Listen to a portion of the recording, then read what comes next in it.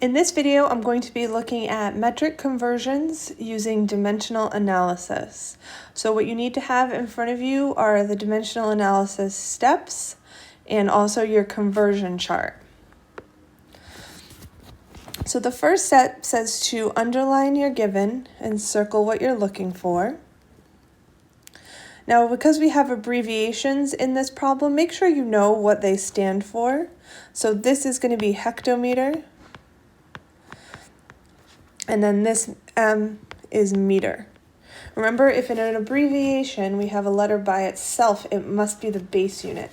So this M is going to be meter, not milli. So then we take our given, we put it over 1, we draw a second factor, and we drop down our units. So you take the unit from the top of one factor and you drop it to the bottom of the next. Step number 3 says to look to your conversion chart to figure out what goes on the top of your factor. So what you need to know is your prefix. So here our prefix is hecto. So we look up hecto on our prefix chart here. And then I'm just going to rewrite this with my problem.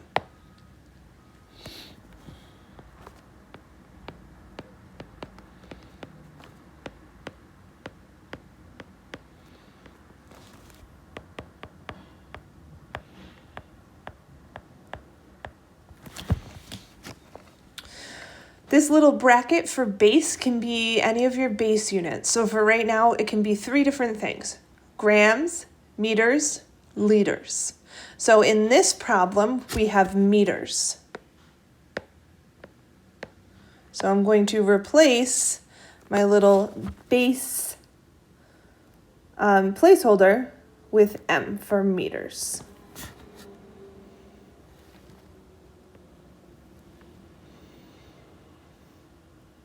So now that I have my relationship, that can tell you what unit goes on the top here. So if you already have HM or hectometer on the bottom, that's this side of our relationship.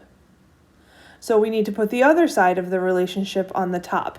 So if we already have HM, that brings us to just regular M. So we're going to put M up there. And now we have our units. So now we need to look at what our numbers should be. Whatever unit the number is attached to in the relationship, that's where it goes in your expression or your factors. So if 1 is next to HM here, then 1 goes next to HM here. And if 10 to the 2 is next to M here, then 10 to the 2 goes next to M here.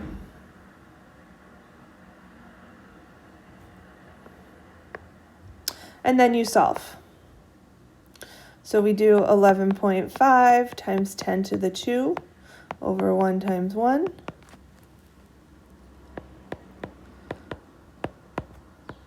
And we end up with 1150. And your unit here, HM, will cancel, and you'll have just M. So this would be your answer.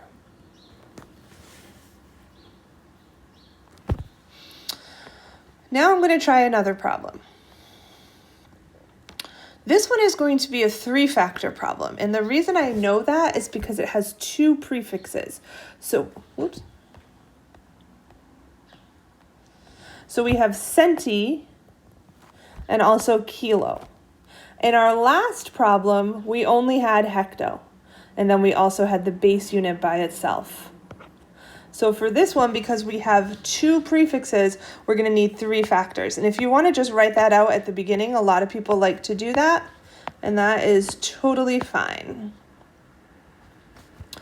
So then we just do the same process. We underline our given, circle what we're looking for, and put our given over 1,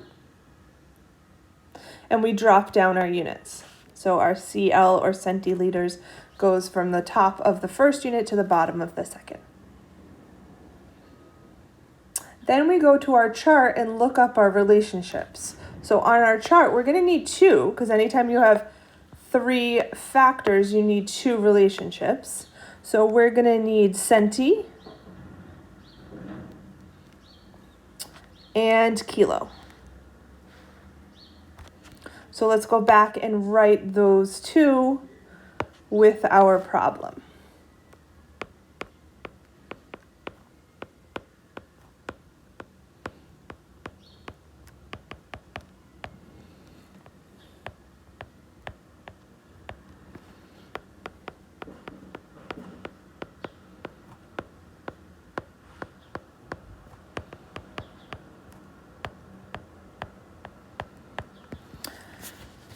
So we can replace all of these base placeholders with liters because our entire problem is liters. So all 4 of them can be replaced with liters. And I'm just going to use L to abbreviate that to make it a little bit easier on myself. So now we need to figure out what unit goes on top of our second factor right here. So you got to find centi, because that's on the bottom. So find centi in one of your relationships. It's right here. Okay, so if centi, which is the first half of this expression, is on the bottom, then just L is going to go on top.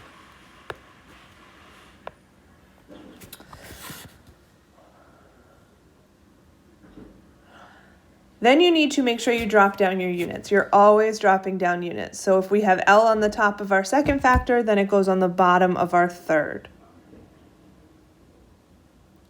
And the only unit we have left in our relationships is KL. Another way to tell what goes there is whatever you circled goes there. So if you look back at your problem, we circled kiloliters, which is KL. So now we need the numbers. And the numbers are a little bit trickier with the 3-factor problems because you need to make sure you're using the right number in front of L. So if you look over here, we have 2 different numbers that go in front of L, and it's crucial that you put those in the right place. So what you need to do is make sure you have the correct relationship. So here, for this factor, you need to use the first relationship that we wrote here, centi. Okay, so that goes here. And that's because you need to match up centiliters with the other side of the centi relationship. So we will put our 1 with centiliter, and then we'll put our 10 to the negative 2 with liters. So now you're going to fill in the numbers for this factor. And for this factor, you're going to use the kilo relationship because we have kilo in this factor. So we're going to put 1 in front of kilo and 10 to the third in front of liter.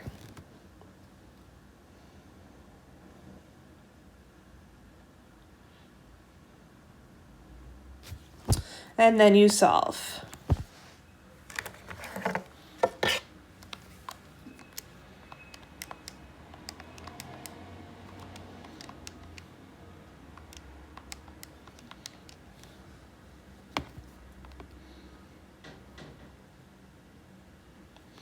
So it will come out to be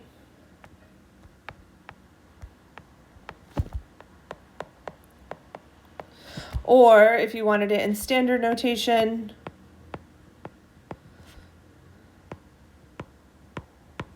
either one of those is acceptable. But we also need a unit. So CL will cancel, and then L will cancel. So you'll end up with just KL. So whatever one you choose, your unit is going to be KL.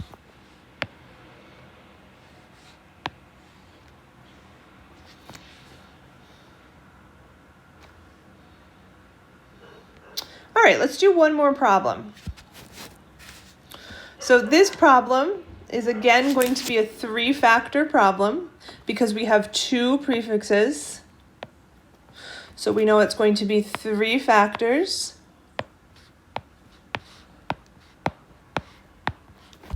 We start by underlining our given, circling what we are looking for. Then we put our given over 1.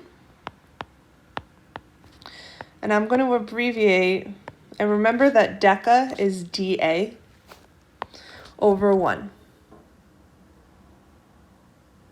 Then we drop down dA, G,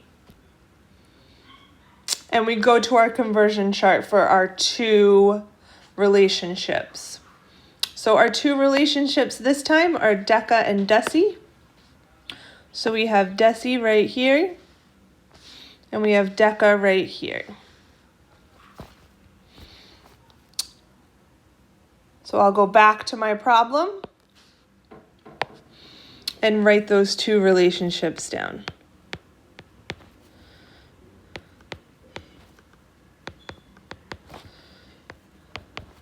Whoops, that was not right.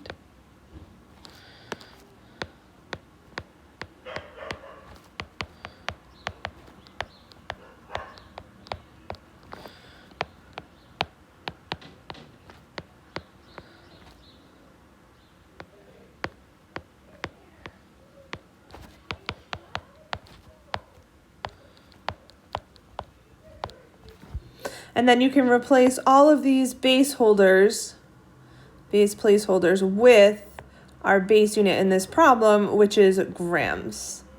So all 4 of those can become G.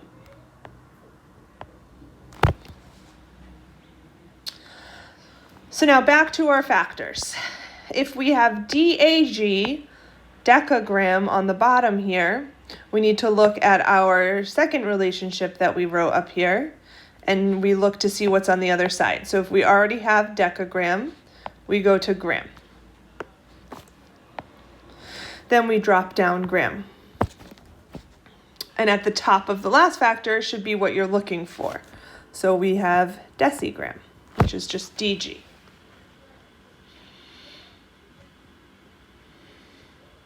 So now we fill in our numbers, making sure you're using the correct relationship. So for the second factor, we're going to use the DAG, or decagram, relationship. So we're going to get our numbers from this second relationship that we wrote down.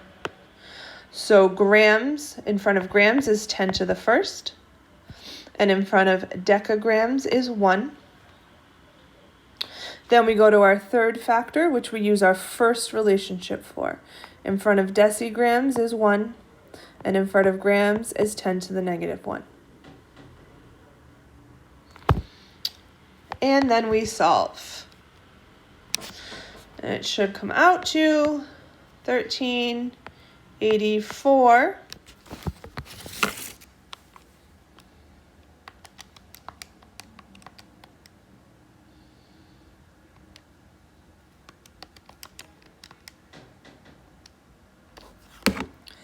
And our units, decagrams cancels, grams cancels, and we have just decigrams left.